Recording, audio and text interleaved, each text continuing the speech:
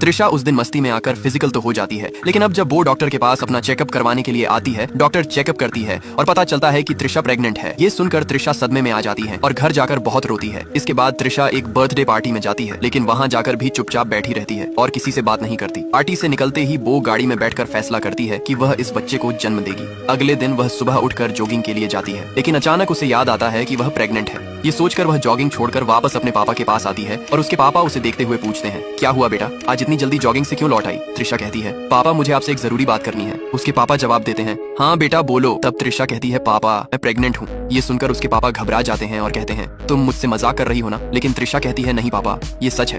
तभी गुस्से में आकर वो कहते हैं, तुम प्रेग्नेंट कैसे हो सकती हो? किसके साथ, कब और कहाँ हुआ ये सब? क्या वो अंकित है? त्रिशा जवाब देती है, नहीं पापा। फिर उसके पापा कहते हैं, बेटा एक बार हम डॉक्टर से बात कर लेते हैं। त्रिशा कहती है, मैंने डॉक्टर से पहले ही कंफर्म कर लिया है। इसके बाद उसके पापा कहते हैं, तो बताओ लड़का कौन है? त्रिशा कहती है, मैं आपको बता नहीं सकती। त्रिशा के पापा उसे बोलते हैं, अब क्या करें? तब त्रिशा बोलती है कि मैं इस बच्चे को जन्म देना चाहती हूँ। यह सुनकर त्रिशा के पापा गुस्से में बोलते हैं, इसका मतलब तुम शादी करना चाहती हो? लेकिन त्रिशा बोलती है, नहीं मैं यह शादी नहीं कर सकती। ये सुनकर त्रिशा के पापा बोलते हैं, क्या बात कर रही हो? तुम मुझसे शादी क्यों नहीं करना चाहती हो? त्रिशा फिर बोलती है, नहीं हो सकती। इसके बाद त्रिशा के पापा बोलते हैं, क्या हुआ, क्या वो लड़का शादीशुदा है? त्रिशा बोलती है, नहीं। फिर त्रिशा के पापा बोलते हैं, तो फिर क्या दिक्कत है? तुम एक काम करो, तुम अबॉर्शन करवा लो। लेकिन त्रिशा इसमें भी राजी नहीं होती है। इसके बाद त्रिशा के पापा उस पर भड़क जाते हैं और गुस्से में चले जाते हैं। रात को त्रिशा अपने पापा को गार्डन में उदास बैठे देखकर पास जाती है और कहती है, आप मुझसे नाराज हैं? पापा बोलते हैं, हाँ। इसके बाद त्रिशा अपने पापा से बोलती है, क्या मैं इस बच्चे के पापा को बता दूं? ये सुनकर त्रिशा के पापा बोलते हैं, क्या उसे पता नहीं है? त्रिशा बोलती है, नहीं। फिर पापा पूछते हैं, क्या तुम उसे अपनाना चाहती हो? त्रिशा जवाब देती है, नहीं। इसके बाद त्रिशा के पापा बोलते हैं कि अगर ये लड़का ये सुनकर खुश हो जाए तो तुम्हारा क्या रिएक्शन होगा?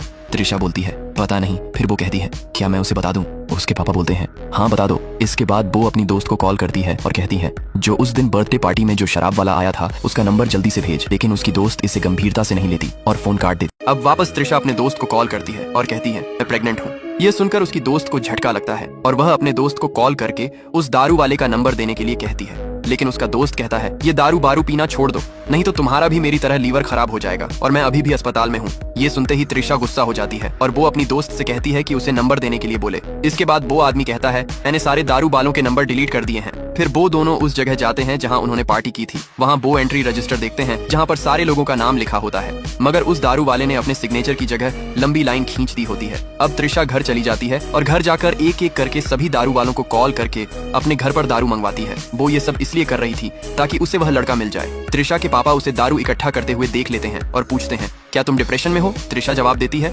नहीं पापा, मैं किसी और वजह से ये सब मंगवा रही हूँ। इसके बाद उसे एक और दारू वाले का कॉल आता है। जब घर से बाहर निकलती है तो देखती है कि वो वही लड़का है जिसे वो ढूंढ रही थी। त्रिशा बहुत खुश हो जाती है और दौड़ते हुए जाकर उस लड़के को गले लगाती है। ये दोनों एक दूसरे को गले लगाने के बाद गाड़ी में बैठ जाते हैं। रास्ते में वह लड़का पूछता है, तुम्हें मेरा नंबर कहाँ से मिला? त्रिशा बोलती है, बोल मत। उसके बाद वह लड़का कहता है, क्या हुआ तुझे? मेरी परफॉर्मेंस ने हिला दिया या फिर से कोई पास के होटल में चले? इसके बाद त्रिशा उससे उसका नाम पूछती है। लड़का कहता है, विशाल। फिर दोनों होटल में जाते हैं। वहाँ त्रिशा कहती है, मुझे तुमसे एक बात करनी थी। विशाल कहता है, बोलो। त्रिशा बोलती है, लास्ट टाइम हमने जो किया था वह तुझे याद है ना? विशाल कहता है, हाँ सब कुछ डिटेल में याद है। त्रिशा बोलती है, मैं प्रेग्नेंट हूँ। ये सुनकर विशाल उदास हो जाता है और कहता है, क्या ये कंफर्म है? त्रिशा बोलती है, अगर कंफर्म ना होता तो मैं तेरे पास क्यों आती? फिर त्रिशा कहती है, मैं इस बच्चे को जन्म देना चाहती।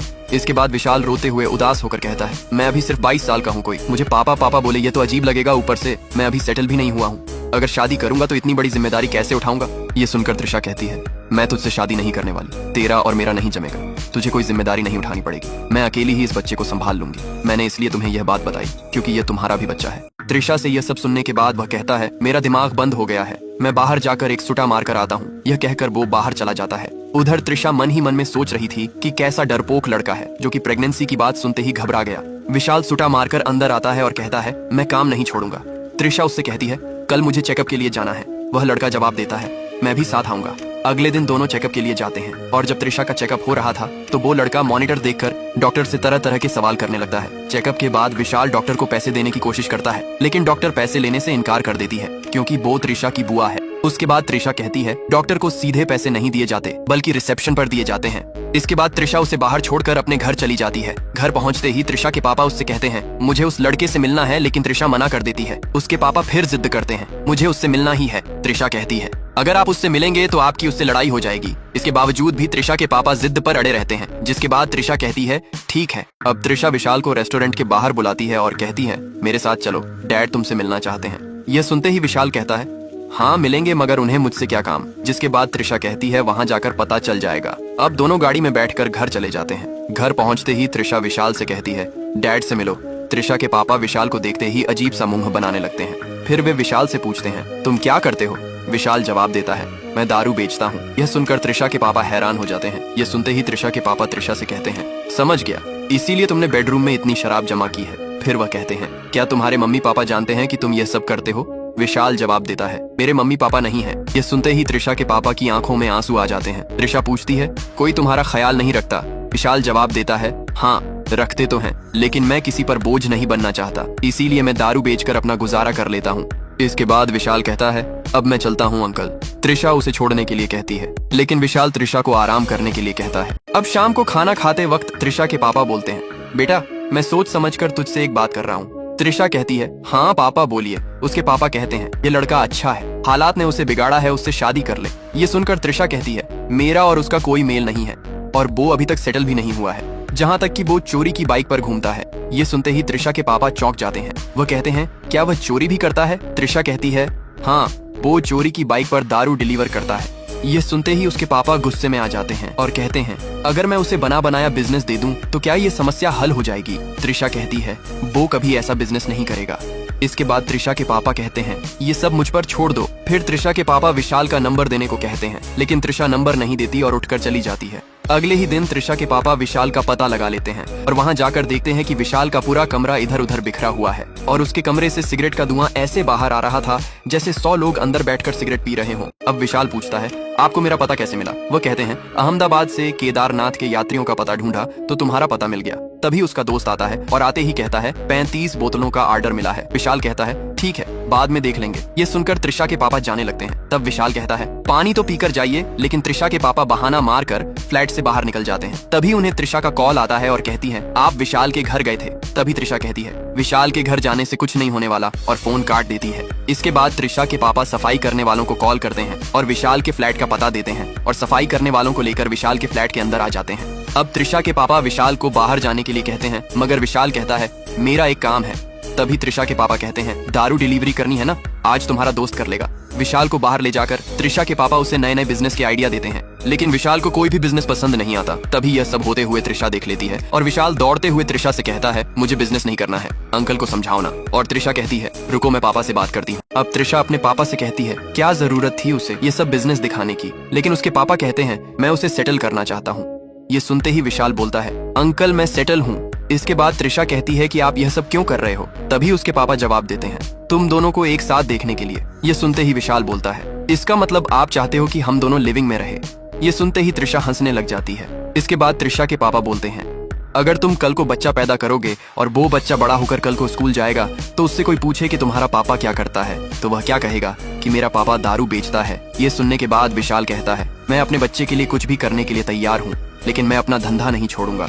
विशाल की ऐसी बातों से वो मान जाते हैं और त्रिशा के पापा त्रिशा को विशाल के साथ भेज देते हैं।